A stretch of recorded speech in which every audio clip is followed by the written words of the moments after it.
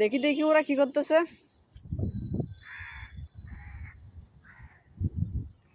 আরিফ ভাই, আপনারা এগুলো কি করতেছেন? আমরা মাছ কাটতেছি। এগুলো কিসের জন্য?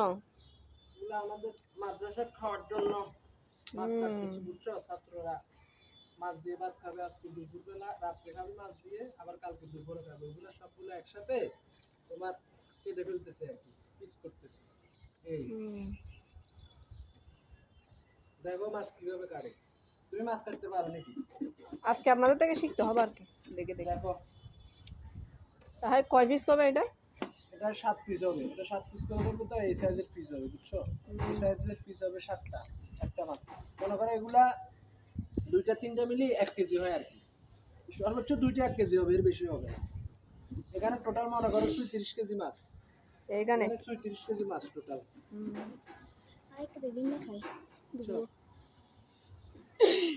ওই আরিফ ভাই, আপনারা যে কুটতেছেন এগুলো তো বাহির থেকে কুটানে মনে হয়। বাইরে থেকে কুটে আনে, আমরা কুটতেছি আমাদের নিজের মতো করে গোছাই নেওয়ার জন্য। আসলে বাইরে থেকে কুটলে অনেক সময় মাছগুলোর পিস ছোট হয়, বড় হয়, এই জন্য আমরা নিজেরা আমাদের মতো মনের মতো করে মনে করে কুটতেছি। এই